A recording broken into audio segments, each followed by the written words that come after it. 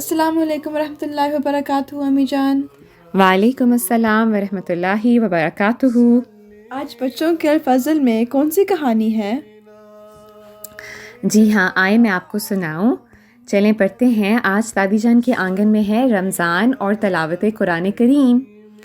رمضان کی پرسکون شام تھی۔ افطار کے بعد گھر میں ہلکی ہلکی خوشبو پھیلی ہوئی تھی۔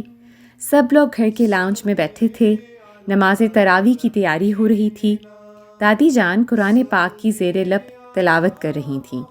زیر لب کا مطلب ہوتا ہے جیسے اپنے ہونٹ بند کر کے نا آہستہ آہستہ ہم جب پڑھتے ہیں قرآن پاک کو۔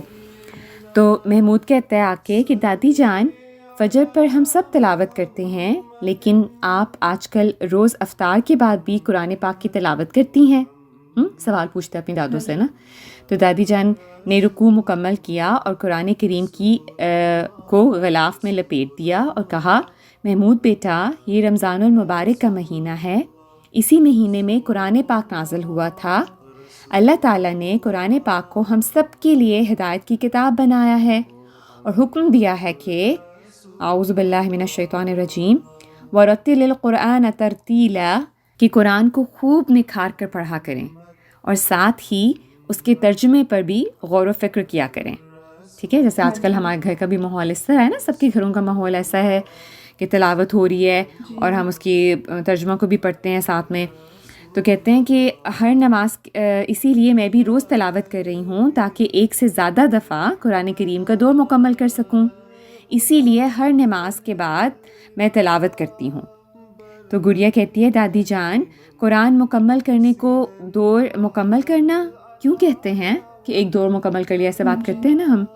تو دادی جان کہتی ہیں بہت اچھا سوال ہے۔ دور کا مطلب ہے ایک چکر، یعنی جب ہم ایک پورا مکمل کرتے ہیں نا، جیسے کہتے ہیں چکر یا راؤنڈ مکمل کرنا۔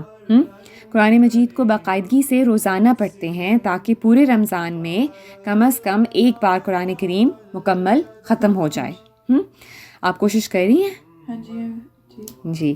تو حضرت عبداللہ رضی اللہ تعالیٰ عنہ روایت کرتے ہیں کہ رسول اللہ صلی اللہ علیہ وآلہ وسلم نے مجھے فرمایا، قرآن کریم کی تلاوت ایک ماہ میں مکمل کیا کرو۔ ٹھیک ہے، تو اس پر میں نے عرض کیا کہ میں زیادہ قوت پاتا ہوں۔ جو صحابی ہے نا وہ کہتے ہیں کہ میں اس سے زیادہ طاقت رکھتا ہوں، اپنے اندر محسوس کرتا ہوں۔ تو اس پر حضرت صلی اللہ علیہ وآلہ وسلم نے فرمایا، اچھا 7 راتوں میں پڑھ لیا کرو اور اس سے زیادہ نہیں، کہ پھر 7 نائٹس کی انہوں نے اجازت دی، لیکن انہوں نے کہا کہ اس سے زیادہ مطلب کم کرنا نا۔ مجھے یاد آ گیا ایک بار حضور انور ایت اللہ تعالیٰ بن نصر العزیز نے اس حوالے سے ایک خطبہ جمعے میں فرمایا تھا کہ اگر وقت ہے تو پھر بھی اجازت نہیں، ٹھیک ہے، کہ اس سے زیادہ آپ نے کم دنوں میں نہیں ختم کرنا، آپ میں بے شک طاقت ہو بھی، لیکن اللہ میاں کی طرف سے اجازت نہیں ہے نا، کہ ایک ہفتہ سے پہلے قرآن کریم کا دور پورا مکمل کیا جائے، کیونکہ فکر اور غور نہیں ہو سکتا۔ جلدی جلدی پڑھنا صرف مقصد نہیں ہے، ٹھیک ہے، ہمیں سمجھ کے اس کو پڑھنا چاہیے نا۔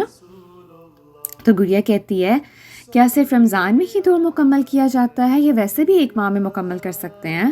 تو دادی جان کہتی ہیں جی ہاں بیٹا، تلاوت قرآن کریم تو ہماری زندگیوں کا حصہ ہونا چاہیے، مگر عام روٹین میں تو ہم 1 یا 2 رکوع کی ہی تلاوت کرتے ہیں، لیکن رمضان المبارک میں کوشش کرنی چاہیے کہ سارا قرآن ایک بار تو ضرور مکمل کریں۔ ٹھیک ہے، تو احمد کہتا ہے کیا پہلے لوگ بھی یہ دور مکمل کرتے تھے؟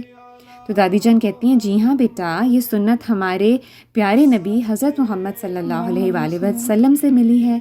حضرت عائشہ رضی اللہ تعالیٰ عنہا سے روایت ہے کہ جبرائیل علیہ السلام ہر سال رمضان میں حضرت صلی اللہ علیہ وآلہ وسلم کے ساتھ نازل شدہ قرآن کا دور کیا کرتے تھے، کہ ان کے ساتھ ایک دور مکمل کرتے تھے نا، اور آپ کے وصال کے سال یہ دور 2 مرتبہ کیا گیا۔ محمود کہتا ہے تو کیا میں بھی قرآن پاک کا دور مکمل کر سکتا ہوں؟ تو دادی جان مسکراتے ہوئے کہتی ہیں کیوں نہیں، اگر ہم روز تھوڑا تھوڑا کر کے ایک پارہ قرآن پڑھیں تو 30 دن میں ہمارا بھی دور مکمل ہو جائے گا۔ ٹھیک ہے، تو گڑیا کہتی ہے میں بھی پڑھوں گی، وہ بھی کہتی کہ میں بھی پڑھوں گی، لیکن مجھے لگتا ہے کہ جلدی جلدی پڑھنے میں غلطیاں زیادہ کروں گی۔ تو دادی جان کہتی ہیں بیٹی، قرآن سیکھتے وقت غلطی پر ڈرنا نہیں چاہیے، اللہ تعالیٰ کوشش کرنے والوں کو بہت پسند فرماتا ہے۔ ٹھیک ہے، اسی لیے میں آپ کو کہہ رہی ہوں کہ کوشش کریں کہ اپنا ایک دور جو ہے وہ مکمل کر سکیں۔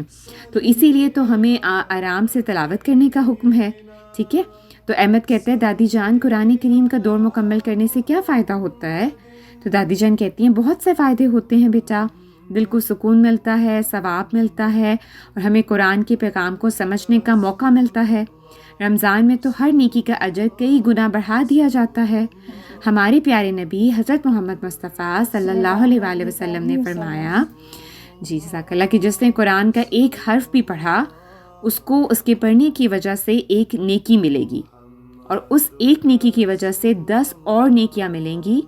پھر فرمایا میں یہ نہیں کہتا کہ الف لام میم ایک حرف ہے، بلکہ الف ایک حرف ہے اور لام ایک حرف اور میم ایک حرف، تو سوچو صدف پہ کتنے زیادہ آپ کو نیکیاں ملیں گی نا۔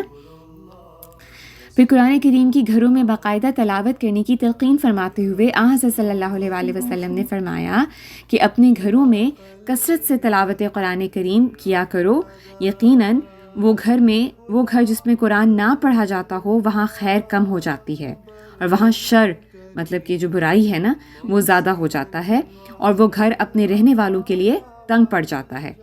حضور انور ایدہ اللہ تعالیٰ بنصرہ العزیز خطبہ جمعہ فرمودہ 11 جولائی 2014 میں فرماتے ہیں کہ آن حضرت صلی اللہ علیہ وآلہ وسلم کا اسوہ اور اللہ تعالیٰ کی خاص منشا سے آپ کا یہ طریق ہمیں توجہ دلاتا ہے کہ ہم قرآن کریم کو کم از کم ایک بار تو ضرور رمضان میں ختم کرنے کی کوشش کریں، اور اس پر غور بھی کریں۔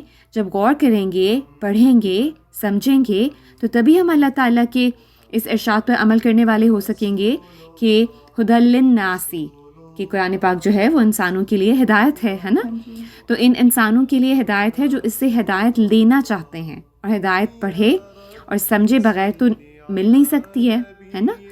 تو محمود کہتے ہیں تو پھر آج سے ہم سب مل کر دور شروع کرتے ہیں اور ہر نماز کے بعد کچھ حصہ تلاوت کریں گے، ٹھیک ہے؟ گڑیا اور احمد خوشی سے جی ہاں وہ بھی شامل ہوتے ہیں نا۔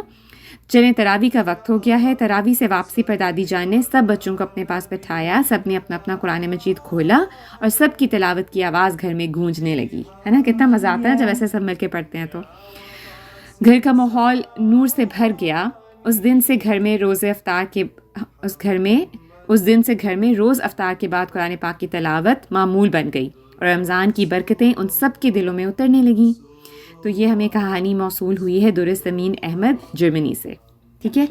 تو یہ تو تھی پھر آج کی کہانی۔ تو آپ کو کیسی لگی یہ کہانی؟ مجھے really inspiring اور اچھی لگی ہے اسٹوری۔ تو آپ بھی پھر کوشش کریں گے نا، ایسے آپ نے کیا حاصل کیا ہے نماز کے بعد جی، اور پڑھ کے اور پھر ایک دور مکمل کرنے کی انشاءاللہ، ٹھیک ہے۔ چلیں ٹھیک ہے، جزاک اللہ انشاءاللہ۔ تو یہ تو تھی آج کے دادی جان کے آنگن میں کہانی۔ جزاکم اللہ و احسن الجزا۔